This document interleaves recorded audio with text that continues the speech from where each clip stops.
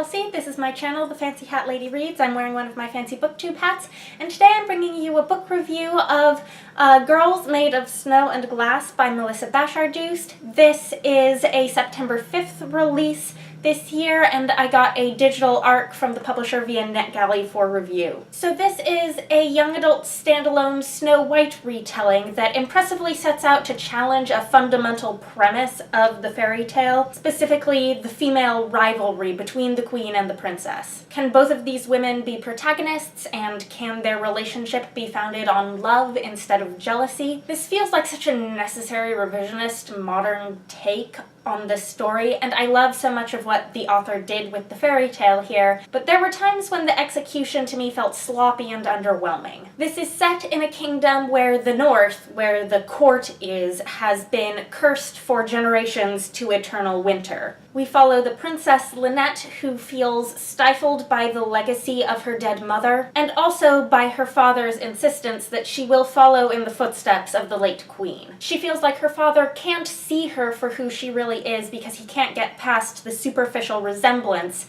that she shares with the dead woman that she never knew. In alternating chapters, we get the story of Lynette's stepmother, Mina, and we learn how Mina came to court from the south when she was a teenager and Lynette was still a baby. Mina has her own set of problems related to her father. She is the socially alienated daughter of the feared magician Gregory, and he tells her that since he replaced her heart with one of glass when she was a small child, she will be forever unable to feel love or to be truly loved in return. I think it's pretty obvious that this is untrue, but it becomes a sort of self-fulfilling prophecy because Mina believes it. She learns to scheme and manipulate, but it's because she doesn't believe that any other road to happiness is open to her. It turns out that Mina and Lynette both owe their lives to Gregory's dark magic, and they feel burdened by the weight of this knowledge each in their own way. But it turns out that this also gives them powers of their own that they may need if they're going to be able to break free. Both girls are also damaged by the very different yet equally harmful actions of both the magician and the king, neither of whom seem to understand their daughters at all. Bashardoust introduces her protagonists in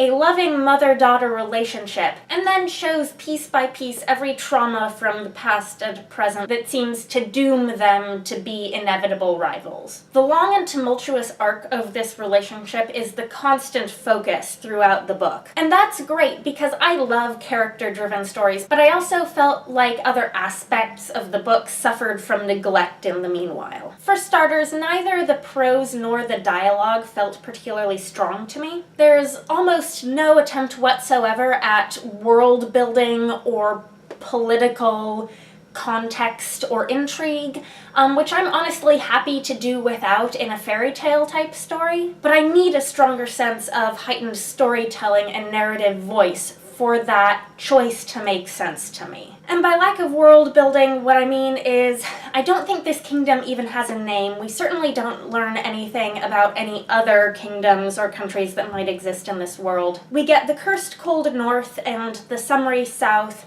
and the fairly standard issue realization that, boy, if I'm going to be queen, it will be my responsibility to help these suffering people. And that is just about it. Also, the exclusive focus on Lynette and Mina left some crucial side characters pretty woefully underdeveloped. Most notably, Lynette's love interest, Nadia. Yes, it's a female-female romance. Nadia comes to court as the new court surgeon at the age of 17 and promptly begins performing complex operations like amputations on people. So, yikes!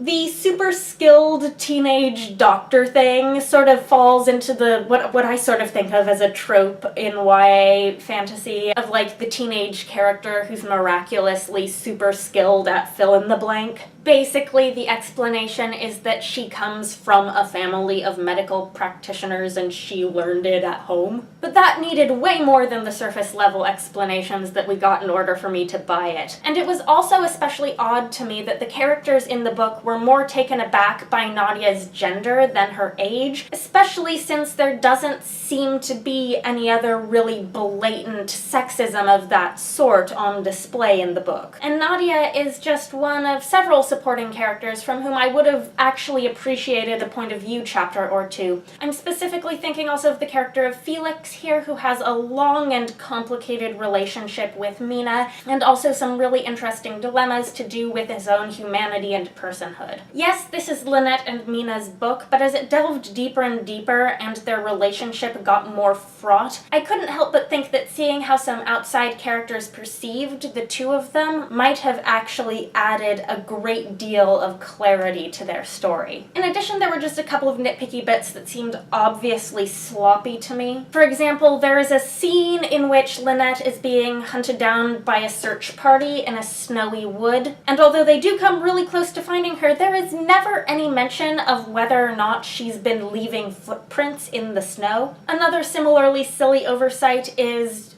too spoilery to mention, but I think you get the basic idea. On the bright side, I don't think that the sorts of things that I found lacking in the writing of this book would have bothered me at all when I was a teenager myself. So even though for me it was only a 3-star read, I feel pretty confident recommending this bold revisionist take on Snow White to teenage readers, which is, after all, the target demographic for the book.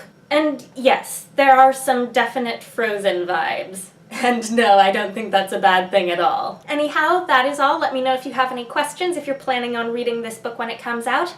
I hope you're having a nice day. That is all. Bye for now.